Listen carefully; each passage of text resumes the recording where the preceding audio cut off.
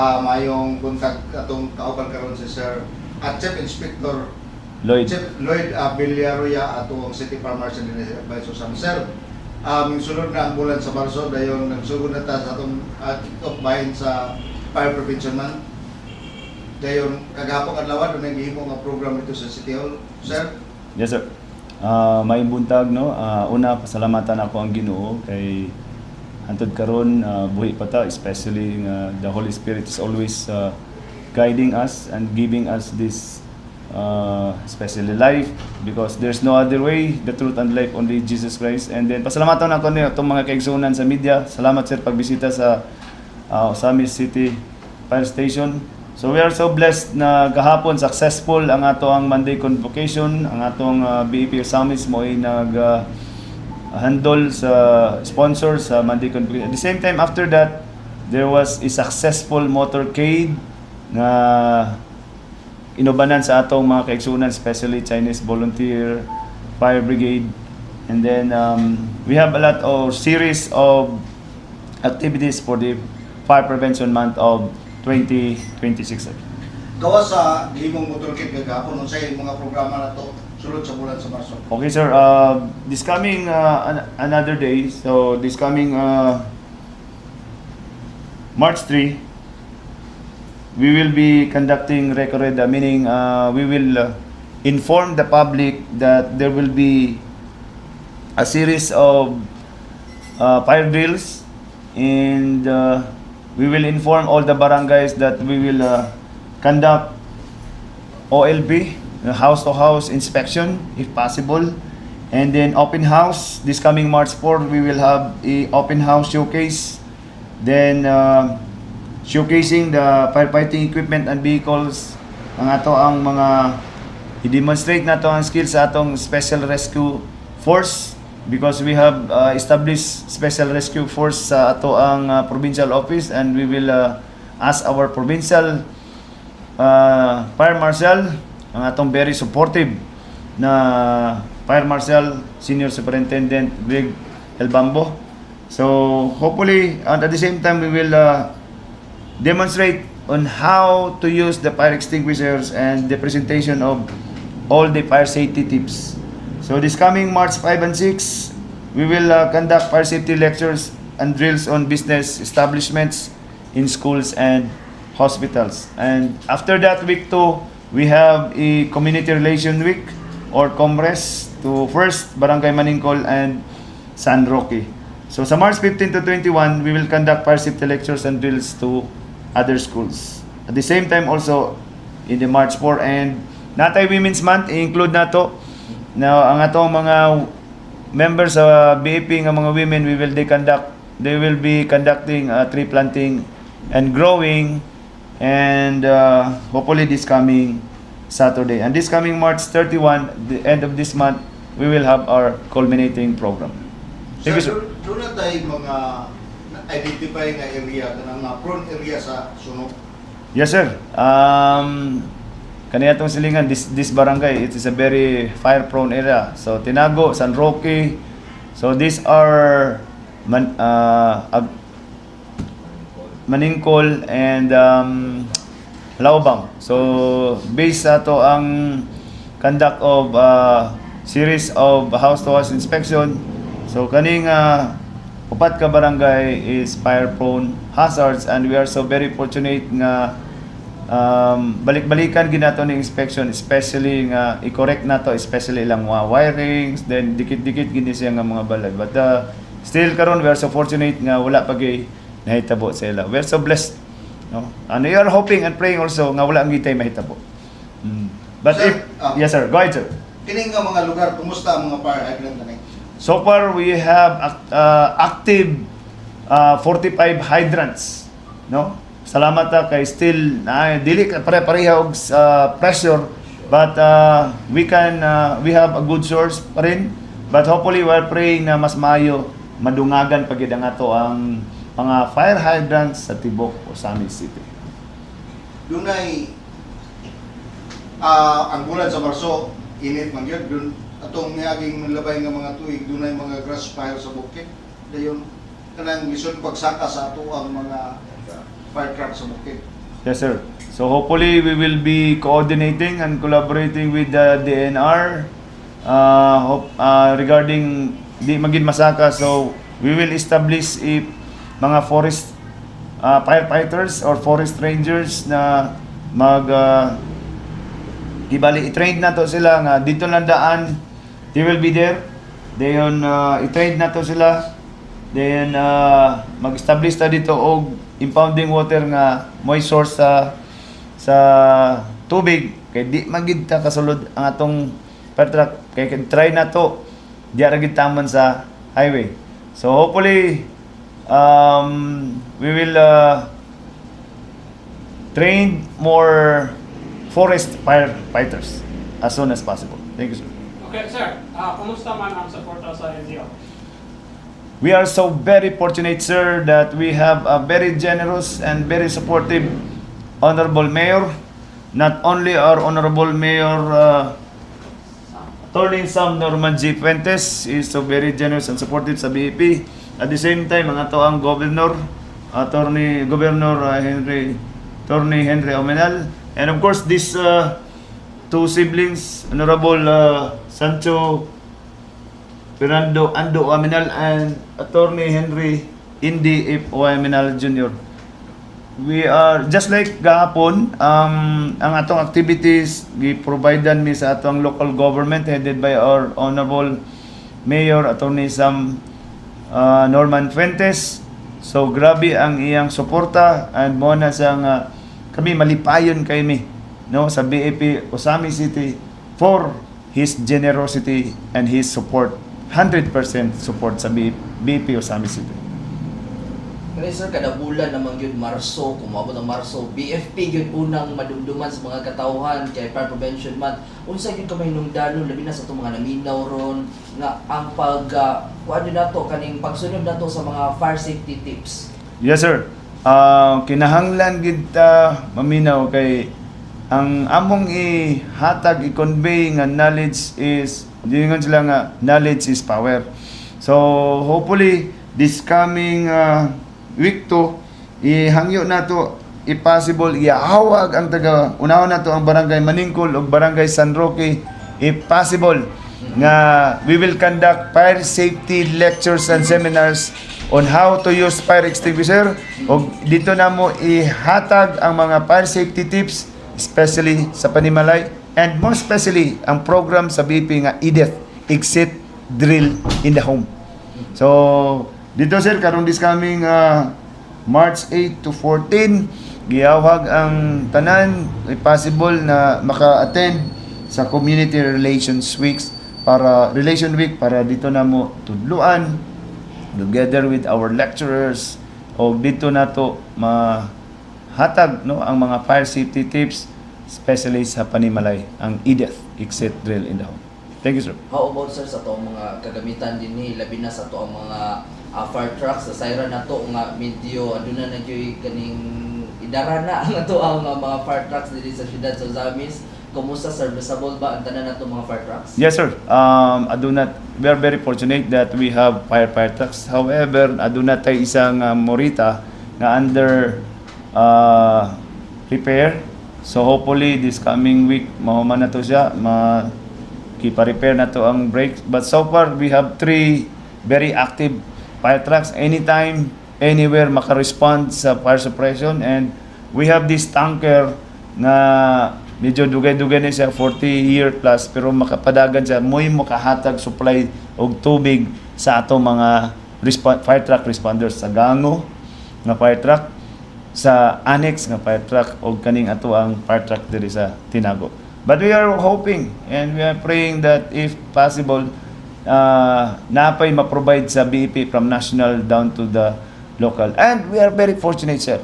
We have brothers from Chinese volunteers headed by Sir Brant C. na siya iyang fire truck, si Sir Mervin Ang na siya ABI fire truck, atong Ilay o gang Hebron. They are our brothers na mo always support in case. So tuloan mo plus 5 duha kang unom ka fire truck mo support sa mo. We are very thankful for that nga we have brothers just like gahapon sa human sa motorcade, nag-banding me after ato gani si sir dito we have a lunch with them, ang atong brothers, and we will treat them as brothers or firefighters. So yung nami ka fortunate diri sa Osami, sir. Kumusta itong mga kagamitan para sa itong mga firefighters? So far, ang Republic Act 6975, that is a law that the local government should provide a lot or a site for the construction of fire station with adequate firefighting facilities and equipment and personnel. And so far, naatay may equipment, but still it is not still sophisticated. So we are planning, especially sa kaning extrication tools, and we are very fortunate nga natagaan may budget. Hopefully maka-acquire mi ng extrication tools, meaning pag-abot mo linog matumpag na siya natay mga sophisticated equipment. O ang ato ang mga ECBA kulang pa gyud, pero we are hoping na madagdagan na siya, and then we are still hoping na madagdagan po ang ato ang ambulance. We have here an ambulance, and then hopefully we are coordinating with the CDRMO, coordinating with other hospitals na about sa mga paramedics, and then sa firefighting we are still coordinating with the local government and makaprocure og another more sophisticated mga firefighting appliances or firefighting equipment, sir. Ato ang Aguada substation, fire substation, murag Hapit na mo man. panulungay na yun mahuman. Yes, sir. No, unsay ato ang kuan ni plano sa umaabot. Yes, sir, ang ato ang mapasalamaton ta kag Governor Indrio Manel kay og atong Mayor Sam Puentes nga iyang gitabangan ang atong kapitan sa Aguada na makatukod og building nga naay fire station at the same time CDR.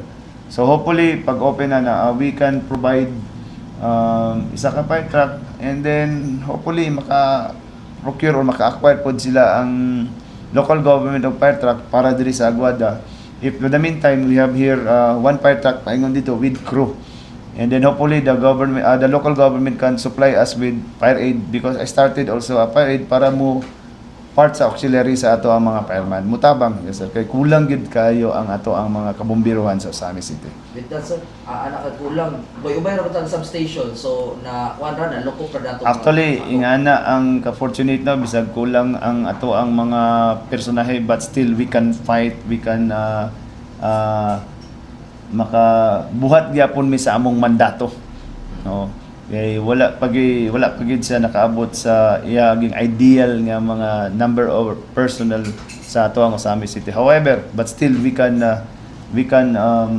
perform our task or the mandated task to us. Sir, ang Osami City Fire Station, pila ka personnel lagi kinahanglan? Una siya. Supposedly, ang ratio is ang isa ka fire truck is 14 supposedly. So kinahanglan ta og we are all in all here 45, so kulang pagid, dagan pagid ang kulang, sir. So yun, based on ratio, kailangan pagid ta og 100 plus pagid ta supposedly. But we are praying that it will come. Okay, nainay lang, inainay.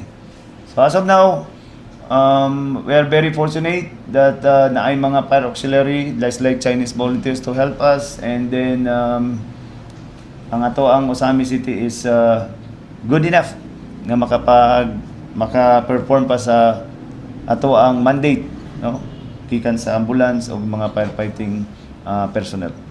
Thank you, sir. Sir, unsay mga requirements sa mga apply o fire brigade? Yes, sir. Naay mga minimum qualifications set by the civil service, ang height, but kinahanglan ka nga college graduate with civil service professional eligibility, and then ang imong height sa babae is 5.5 feet and 5 feet and 5 feet and 2 inches sa umali, and then with physically fit, and then makapasar ka sa all exams, neuro exam, qualifying exams, and all the exams set forth by the minimum qualifications set forth by the civil service and the regional offices. So if you are a member of indigenous people, you can you can secure a certificate from the NCIP, then dapat ma-approve pa sa ato ang partnership, aya pa ka maka-apply. Then if you have skills like driving skills and other skills, then you can also apply basta graduate lang gyud ka of college degree.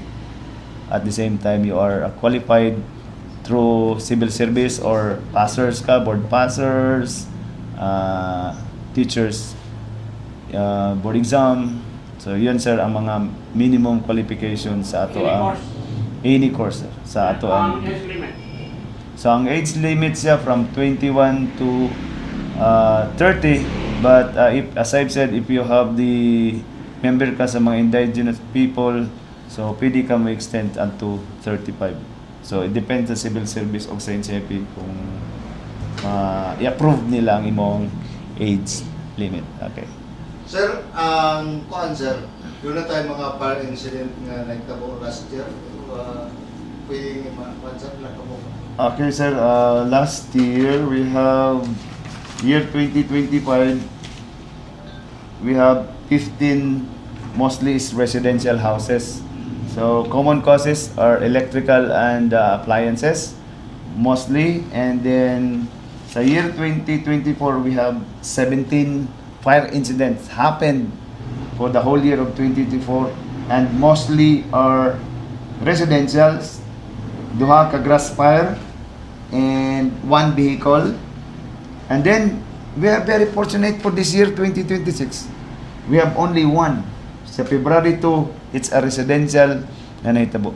So nga namin mapasalamat sa Ginoo nga I hope nga mo lang ninta masunog sa karon tuiga ang kanilang yung katong February 2 2026. So sa 2024 17, sa 2025 15, o karon year at present 2026 only one atong Sargango residential. Og naay belated nga nahitabo nga wala mi nakaresponde, pero amo lang gyapong gi-entertain kay belated na siya nga report. So amo na lang siyang gi-certify nga naay sunog, pero belated siya kamay nga residential. Okay, Nana sir, minsay siguro nimo no alang sa tuang mga katawan labi na sa usa misnos ning ato ang pag-obserbar sa fire prevention month. Una sa tanan akong mapasalamato no sa ato ang local government headed by our very supportive and very generous Mayor Attorney Sam Norman Fuentes, sa mga sangguniang panglungsod, very supportive sa ato ang sa ato mga brothers and Chinese volunteers, they are very supportive sa Bureau of Fire Protection. Ako pa imang no, mga kasama that ang Bureau of Fire Protection nagahangyo nga always be watchful and be ready. And then akong hangyo pod nga dili lang during sa sunog to not mag vlog or mag video. Instead kung naay sunog, just call our hotline numbers. Hotline na to King. So sa hotline na to number 09 09-499-711-711. So mo to siya ang ato ang hotline number 0949 711 711 Okay. So 52111. ang atong hotline is 5211 1111. 1111. So hopefully mga kasama, kung sa ato ang usamis nun, kung ado na may mga problema sa inyong panimala, especially sa fire safety inspection, ang ato ang kabomberohan always ready to conduct inspection, especially to issue fire safety inspection for business permit and fire safety inspection for occupancy permit. Okay? Thank you, sir. Thank you sir. So daghang kayong salamat sir. Thank you kayo sa paghatag ug higayon.